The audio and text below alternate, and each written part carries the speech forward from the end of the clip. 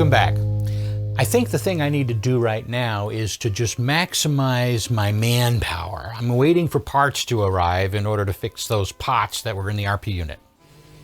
But I'm reminded of that question of how many does it take to screw in a light bulb? And so this episode is going to answer the question of how many minutes does it take me to screw in a light bulb? While we're waiting for the replacement pots to arrive, I thought we'd go ahead and tackle some of the cosmetic work. Now, admittedly, this is just totally covered in dust, but that's not really a problem, except that it's just not going to happen here in the laboratory because it's going to leave one hell of a mess. So that's going to happen outside of here, but in the meantime, I want to deal on some of the cosmetics, specifically these pilot lights that are here, which are basically attached and wired to this switch so that when you hit the record button, whatever mode you are in is going to illuminate a pilot light. Okay, so this is capable of recording stereo or one channel or the other channel, upper and lower. Well, as it turns out, Denon, in their infinite wisdom, they had basically come up with upper and lower. The upper and lower is simply because the way the heads are arranged in the head shell of the transport, there is an upper channel and a lower channel. Left is upper and first and front, and right channel is everything else. Problem is that the bulbs themselves are tiny. Also, as in the case of most bulbs now, back then, not nowadays, but well, there are some, but it's a threaded bulb and it's really, really small, okay? Now, this bulb works, okay?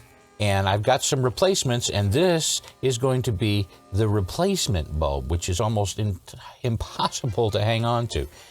But here's the rub. What you may find is that the lenses themselves are removable, okay? And you can often see the bulb that's inside there. And you'd be tempted, lead us not into temptation, but deliver us from light bulbs. You'll be tempted to try to take the bulb out.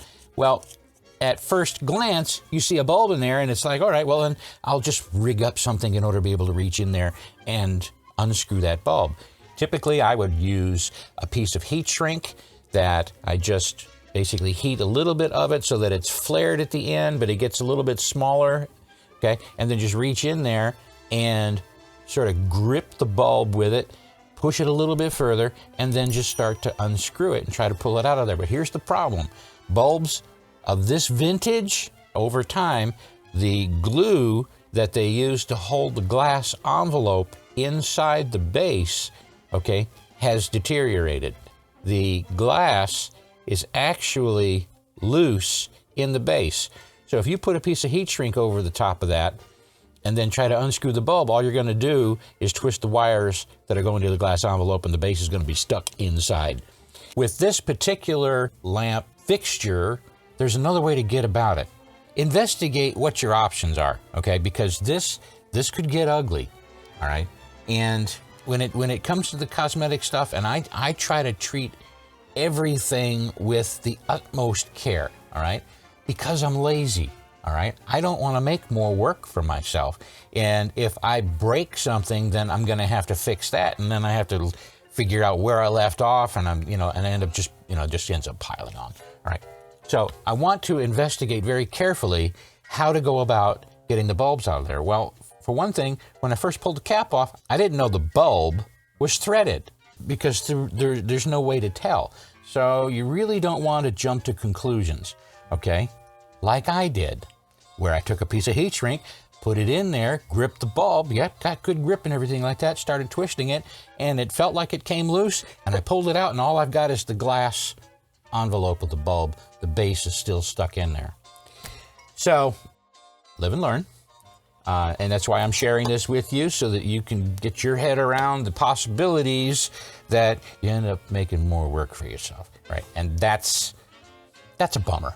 What I have discovered also is that this base will actually unscrew from the mount. I'm going to unsolder these leads, green, black, or yellow, and this common wire, which is underneath here, okay, this common wire is attached with a white wire back here. So I'm going to unsolder those, and that way then I can just very gently unscrew each of these pilot light bases. Okay, then just screw the bulb into it, put it back in place, solder it, and that'll be done.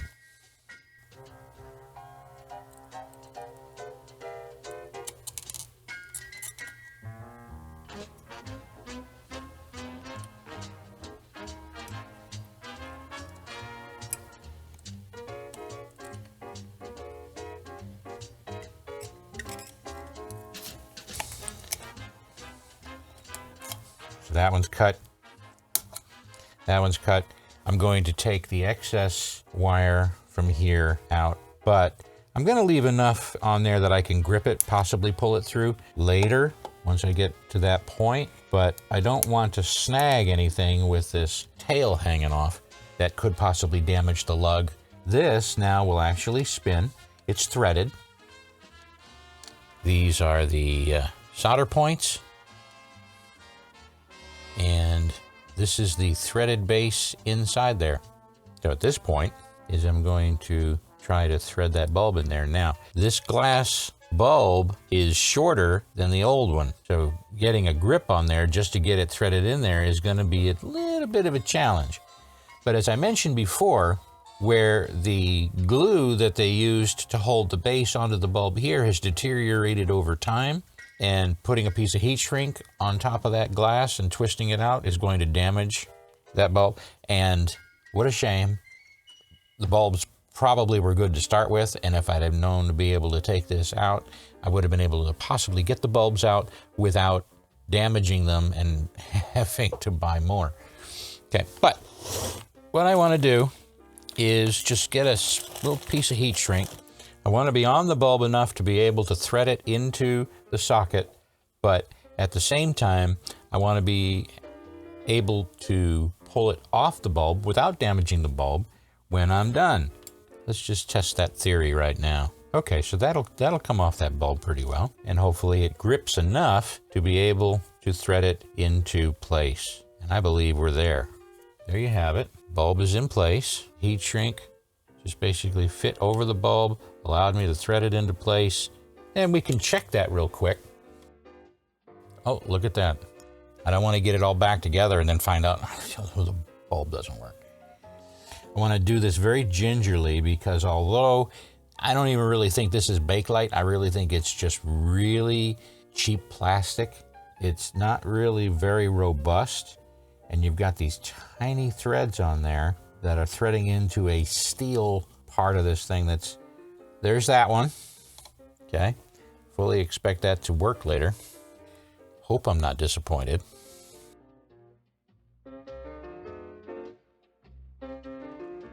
You notice that there is no bulb in this one either, because somebody bearing a striking resemblance to myself broke it.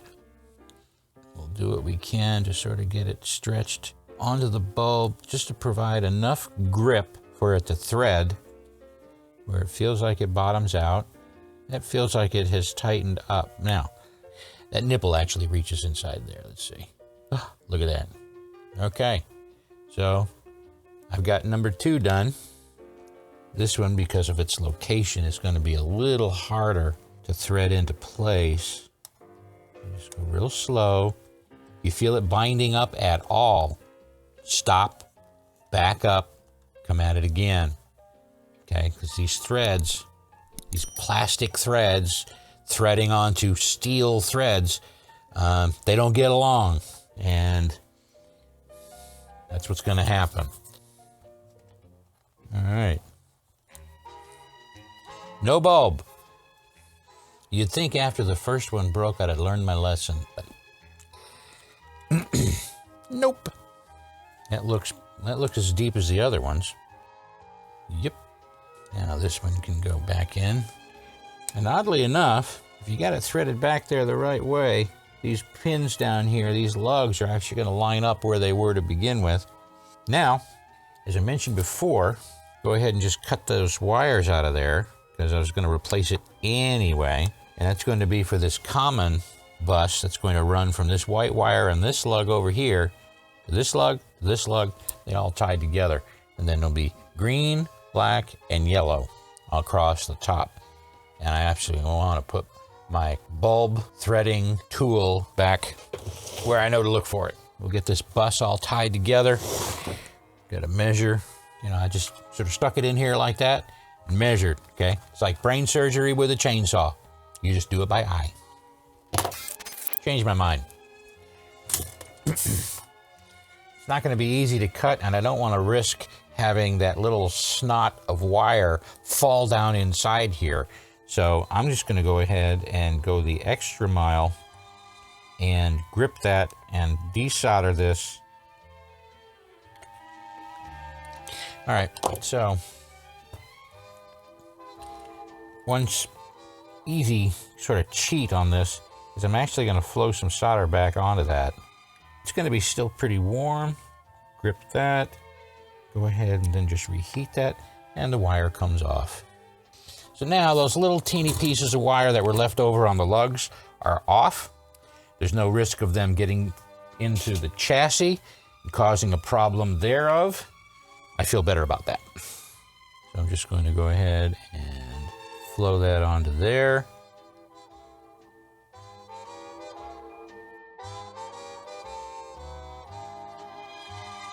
Let's test the success of this before attaching the actual wires that are going to those pilot lamps. Just going to connect the bench supply to the common on all those three. Test each bulb in sequence. Well, that one's working. Okay. Stereo mode.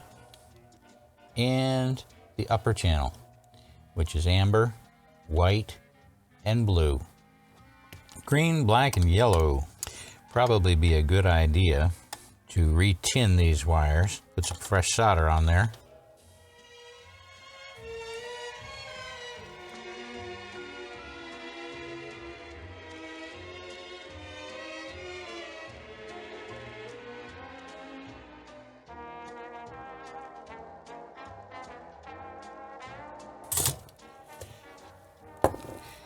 So now, time to grab another cup of coffee, check the mail, see if those pots have arrived, and take this to the next level.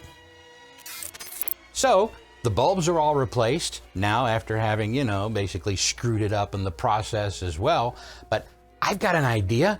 Let's go ahead and replace the pots. They've arrived, okay? But it wasn't as easy as I thought it was going to be going forward. All right, so I had to make some modifications, and you get to see how I accomplish that. If you like it, give us a thumbs up and subscribe to the channel, because that lets you know that our next episodes are actually coming available. Patreon users, you know, you get access to the detailed episodes and any, you know, documentation that we've uploaded and made available to the Patreon subscribers, and, you know, eventually some merchandise. You know, I keep saying that, but that's basically more to remind my producers that, you know, we need to get the merchandise. They're looking for it. So, and comments. I really appreciate you guys just giving me some comments and things. It just helps me help you, and that's what we're here for. All right. Thanks for tuning into this episode of 6 Hour, and we'll see you in the next one.